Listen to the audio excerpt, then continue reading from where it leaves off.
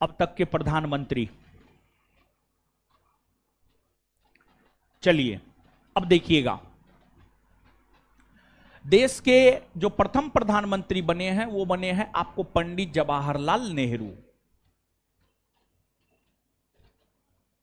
लाल नेहरू। पंडित जवाहरलाल नेहरू का जो कालखंड है वह है 1947 से 1964।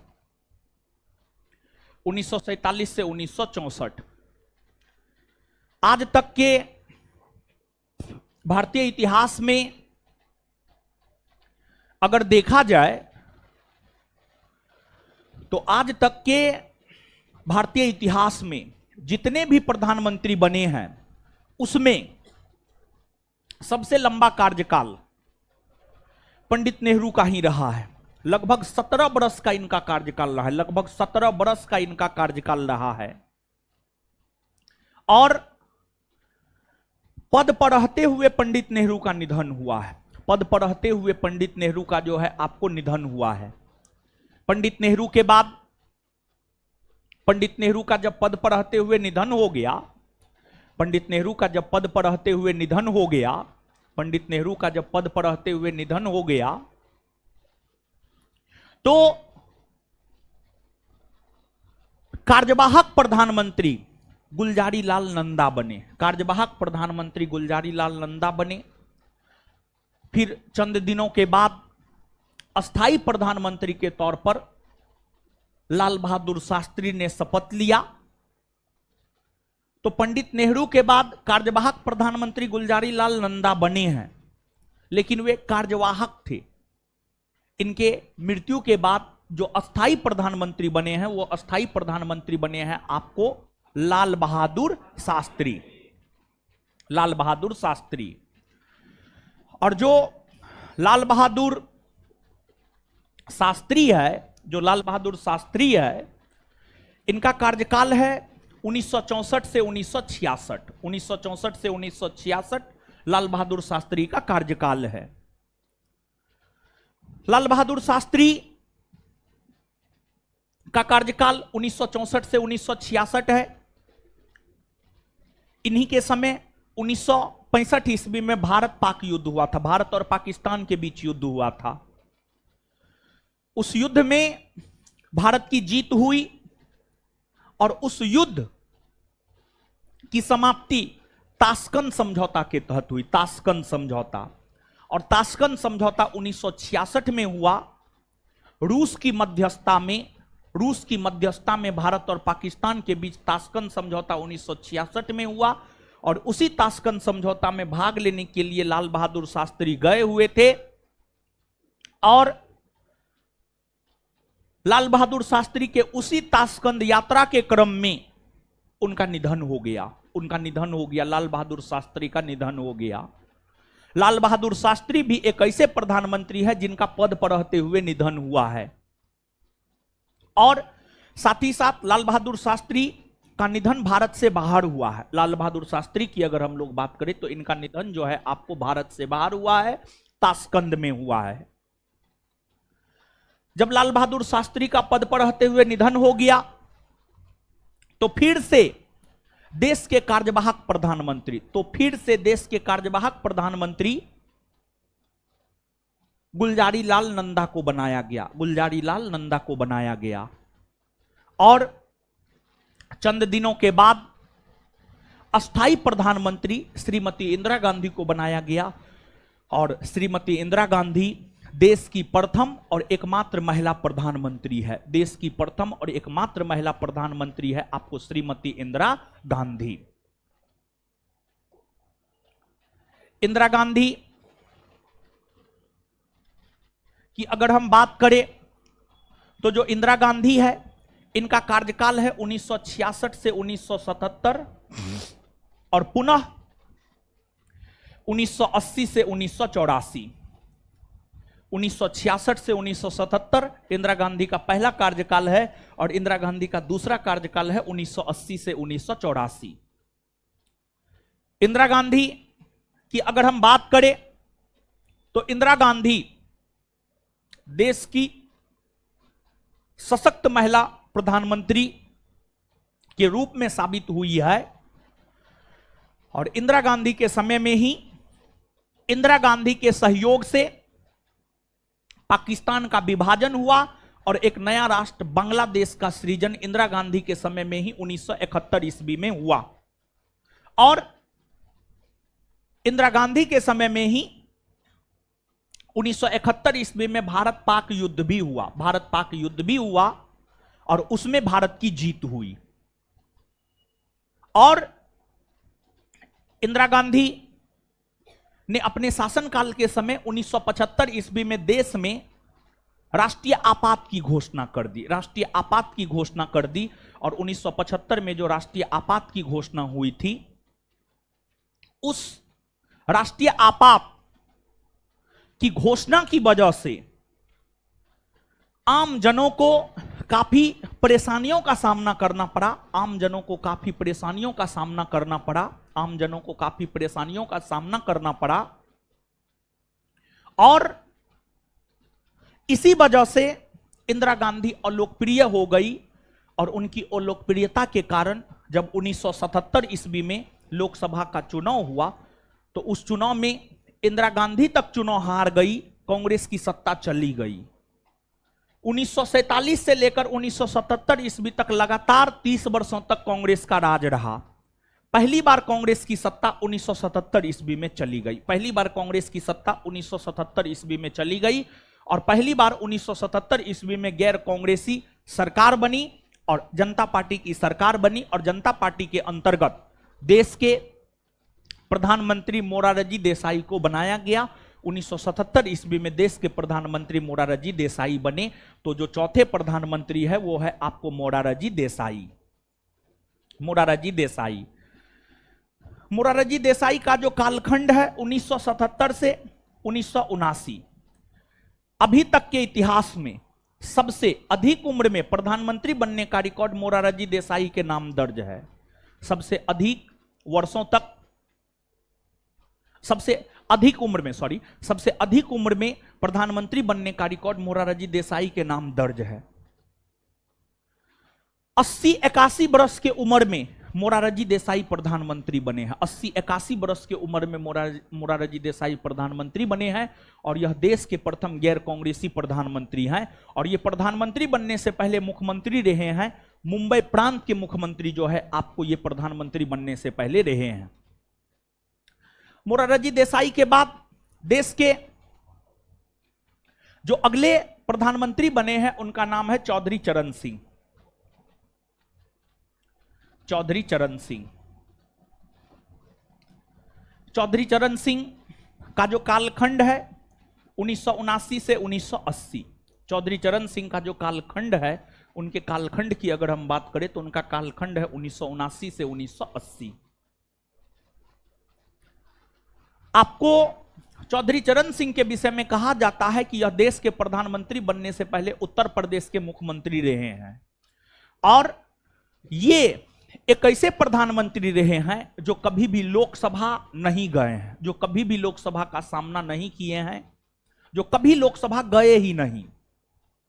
प्रधानमंत्री सामान्य तौर पर लोकसभा का नेता माना जाता है, लेकिन ये प्रधानमंत्री होते हुए भी कभी भी आपको लोकसभा नहीं गए, कभी भी आपको लोकसभा नहीं गए। इसके बाद 1980 में फिर से लोकसभा के चुनाव हुए, फिर से कांग्रेस की सरकार आई और देश के प्रधानमंत्री के तौर पर जो है श्रीमती इंदिरा गांधी शपथ ली। और श्रीमती इंदिरा गांधी अपने दूसरे कार्यकाल में 1980 से 1984 तक प्रधानमंत्री के पद पर रही और प्रधानमंत्री के पद पर रहते हुए ही श्रीमती इंदिरा गांधी को उनके अपने ही बॉडीगार्ड के द्वारा मार दिया गया। उनके अपने ही बॉडीगार्ड के द्वारा जो है आपको मार दिया गया। कहा जाता है कि इंदिरा गांधी सरकार के द्वारा जो है आपको ऑपरेशन ब्लू स्टार चलाया गया था, जिसमें सिख समुदाय के लोगों को मौत के घाट उतारा गया था। अनेकों सिख समुदाय के लोगों को मौत के घाट उतारा गया था। उसी से सिख समुदाय के लोग इंदिरा गांधी से नाखुश था और इंदिरा गांधी का जो बॉडीगार्ड था वह बॉडीगार्ड भी सिख समुदाय से ही थे।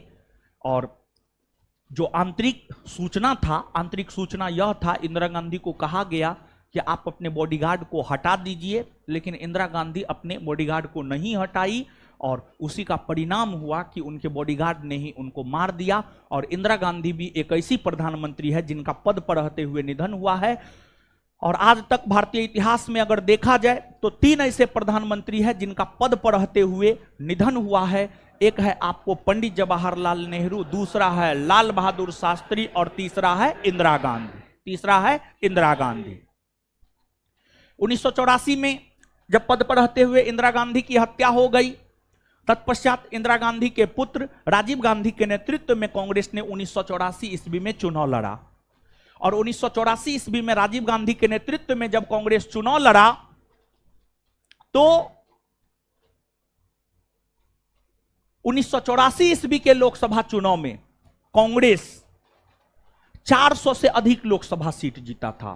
कांग्रेस 400 से अधिक लोकसभा सीट जीता था। आज तक भारतीय इतिहास में एकमात्र प्रधानमंत्री राजीव गांधी रहे हैं जो लोकसभा के चुनाव में 400 से अधिक सीट जीते हैं। 400 पार वाली स्थिति जो है सिर्फ राजीव गांधी के समय जो है आपको कांग्रेस प्राप्त किया था। और राजीव गांधी सबसे युवा प्रधानमंत्री रहे हैं। आज तक के भारतीय इतिहास में अगर देखा जाए तो आज तक के भारतीय इतिहास में सबसे युवा प्रधानमंत्री रहे हैं आपको राजीव गांधी। और बड़ी योग्य प्रधानमंत्री थे, बड़ी दूरदर्शी प्रधानमंत्री थे। राजीव गांधी अपने प्रधानमंत्रित्व काल में अमेरिका की यात्रा पर गए, अमेरिकी राष्ट्रपति से मिले हुए और अमेरिकी राष्ट्रपति को उन्होंने कहा कि हमें आप अपना एक सुपर कंप्यूटर दे दीजिए। लेकिन अमेरिकी राष्ट्रपति ने राजीव गांधी को सुपर कंप्यूटर देने से मना कर दिया। राजीव गांधी अमेरिकी दौरा से वापस आए और देश के वैज्ञानिकों के साथ बैठक किया और कहा आपको जितना टाइम लेना है आप टाइम लीजिए, आपको जितना पैसा लेना है आप पैसा लीजिए, आपको जितना टाइम लेना है टाइम लीजिए और जितना पैसा लेना है उतना आप पैसा लीजिए, लेकिन देश को सुपर कंप्यूटर बनाकर दीजिए। और फिर देश को सुपर कंप्यूटर बनाकर के दिया गया। तो जो कंप्यूटर क्रांति है राजीव गांधी के द्वारा लाया गया है। भारत में एक प्रकार से कहिए टेक्नोलॉजी को प्रवेश, भारत में एक प्रकार से कहिए टेक्नोलॉजी को प्रवेश अगर देखा जाए तो टेक्नोलॉजी को प्रवेश दिलाने का काम जो है आपको राजीव गांधी के द्वारा किया गया है। राजीव गांधी के द्वारा भारत में टेक्नोलॉजी को प्रवेश करवाया गया है। आपको राजीव गांधी के द्वारा कई सारे सुधारात्मक कार्य किए गए। देश के सबसे युवा प्रधानमंत्री रहे हैं और 1989 ईस्वी में राजीव गांधी का कार्यकाल खत्म हो गया तो अगले जो प्रधानमंत्री हैं वे है आपको राजीव गांधी।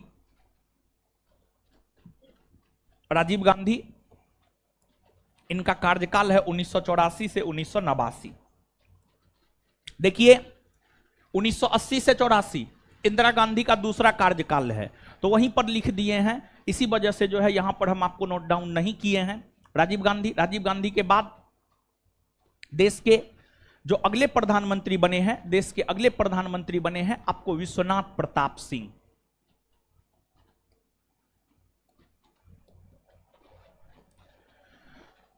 विश्वनाथ प्रताप सिंह और विश्वनाथ प्रताप सिंह का कार्यकाल है 1989 से 1990। देखिए ध्यान दीजिएगा, 1989 के बाद देश में गठबंधन की सरकार अस्तित्व में आया। 1989 के बाद देश में गठबंधन की सरकार अस्तित्व में आया। जैसे अभी वर्तमान की अगर हम लोग बात करें तो वर्तमान में भाजपा की सरकार नहीं है, क्योंकि भाजपा को भी स्पष्ट बहुमत नहीं मिला है। देखिए स्पष्ट बहुमत कब मिला हुआ समझा जाता है जानते हैं? स्पष्ट बहुमत तब मिला हुआ समझा जाता है, स्पष्ट बहुमत तब मिला हुआ समझा जाता है जब लोकसभा के कुल सीट का 50% से अधिक सीट कोई पार्टी प्राप्त करता है, तब यह माना जाता है कि उस पार्टी ने लोकसभा में बहुमत प्राप्त किया। तो लोकसभा में 543 सीट, 543 का 50% से अधिक 272 लोकसभा सीट होता है। तो अगर लोकसभा के चुनाव में किसी भी पार्टी को 272 लोकसभा सीट या उससे ज्यादा सीट प्राप्त होता है तो यह माना जाता है कि लोकसभा में उस राजनीतिक पार्टी को बहुमत प्राप्त हो गया। 2024 के लोकसभा चुनाव में किसी भी राजनीतिक पार्टी को 2024 के लोकसभा चुनाव में किसी भी राजनीतिक पार्टी को 272 लोकसभा सीट नहीं मिला है। स्पष्ट बहुमत किसी भी राजनीतिक पार्टी को नहीं मिला है। मोदी जी को भी नहीं मिला है। मोदी जी चंद्रबाबू नायडू और नीतीश कुमार की पार्टी के सहयोग से बहुमत प्राप्त करने में सफलता हासिल किए हैं। मोदी जी के बीजेपी पार्टी को 240 लोकसभा सीट, फिर नीतीश कुमार को 12, चंद्रबाबू नायडू को 16, टोटल जोड़ दीजिएगा तब जाकर के 272 से ज्यादा आपको मिलेगा। तो अभी गठबंधन की सरकार है और गठबंधन की सरकार में कब कौन पाला बदल ले, कब सरकार गिर जाए कहना मुश्किल होता है। तो गठबंधन की सरकार का दौर 1989 ईस्वी के बाद से प्रारंभ हुआ। इसी वजह से आप देखेंगे 1989 ईस्वी के बाद से लेकर कोई प्रधानमंत्री 1 साल रहा है, कोई प्रधानमंत्री 6 महीना रहा है, कोई 5 साल भी रहा है। तो जो विश्वनाथ प्रताप सिंह है, इनका कालखंड है 1989 से 1990 और ये ऐसे प्रधानमंत्री हैं जिन्हें अविश्वास प्रस्ताव द्वारा पद से हटाया गया है। इनके खिलाफ इनको पद से हटाने के लिए अविश्वास प्रस्ताव लोकसभा में लाया गया था और लोकसभा में जो अविश्वास प्रस्ताव लाया गया था वह अविश्वास प्रस्ताव जो है आपको लोकसभा में पारित हो गया और इन्हें फिर पद से हटना पड़ा। इसके बाद विश्वनाथ प्रताप सिंह भी एक ऐसे प्रधानमंत्री हैं जो प्रधानमंत्री बनने से पहले मुख्यमंत्री रहे हैं और ये भी उत्तर प्रदेश के मुख्यमंत्री रहे हैं। इसके बाद आगे है आपको चंद्रशेखर और चंद्रशेखर की अगर हम लोग बात करें तो आपको 1990 से 1991 जो है इनका कालखंड रहा है। इसके बाद चंद्रशेखर के बाद देश के जो अगले प्रधानमंत्री बने हैं वे बने हैं आपको पीवी नरसिम्हा राव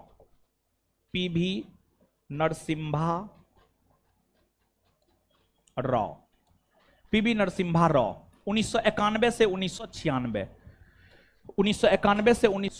पीवी नरसिम्हा राव का कालखंड है। 1991 से 1996 पीवी नरसिम्हा राव का कालखंड है। देखिए पीवी नरसिम्हा राव का जो कालखंड 1991 से 1996 है, ये भी गठबंधन के अंतर्गत ही प्रधानमंत्री बने थे, लेकिन ये अपने पूरे कार्यकाल को पूरा किए और दक्षिण भारत से, भारत को हम लोग सामान्य तौर पर 2 भाग में बांटते हैं, उत्तर भारत, दक्षिण भारत। विंध्याचल पर्वत के ऊपर जाइएगा उत्तर भारत, नीचे आइएगा दक्षिण भारत। दक्षिण भारत से प्रधानमंत्री बनने वाले प्रथम नेता पीवी नरसिम्हा राव है और ये भी प्रधानमंत्री बनने से पहले मुख्यमंत्री के पद पर रहे हैं और ये प्रधानमंत्री बनने से पहले आंध्र प्रदेश के मुख्यमंत्री रहे हैं आपको पीवी नरसिम्हा राव। इसके बाद आगे अटल बिहारी वाजपेयी। देखिए अटल बिहारी वाजपेयी की अगर आप बात करेंगे तो जो अटल बिहारी वाजपेयी है इनका कालखंड है 1996 ईस्वी में और फिर 1998 से 2004। 1996 ईस्वी में जब अटल बिहारी वाजपेयी प्रधानमंत्री बने थे तो मात्र 13 दिन तक ये प्रधानमंत्री के पद पर रह सके थे और इनके खिलाफ भी अविश्वास प्रस्ताव लाया गया था और एक मत से इनकी सरकार चली गई थी। अटल बिहारी वाजपेयी की सरकार जो है एक मत से चली गई थी। फिर आगे चल करके 1998 से 2004 ईस्वी तक जो है अटल बिहारी वाजपेयी जो है आपको प्रधानमंत्री के पद पर रहे और देश के सफल प्रधानमंत्री में अटल बिहारी वाजपेयी का नाम आता है। और इन्हीं के समय भारत परमाणु शक्ति का सफल परीक्षण करने का काम किया था। इन्हीं के समय भारत ने किया था और इन्हीं के समय कारगिल युद्ध हुआ था 1999 ईस्वी में, जिसमें भारत की जीत हुई। भारत ने कारगिल के युद्ध में पाकिस्तान को पराजित करने का काम किया। इसके बाद आपको अटल बिहारी वाजपेयी के बाद, अटल बिहारी वाजपेयी 1996 में मात्र 13 दिन, फिर 1998 से 2004, बीच में 1996 से 98 की अगर आप बात करेंगे तो 1996 से 1998 के दौरान 2 प्रधानमंत्री बने हैं। 1996 से 1998 के दौरान जो 2 प्रधानमंत्री बने हैं, एक बने हैं एचडी देवगौड़ा, एचडी देवगौड़ा, एक बने हैं आपको एचडी देवगौड़ा। और जो एचडी देवगौड़ा है, इनका कार्यकाल है 1996 से 1997, 1996 से 1997।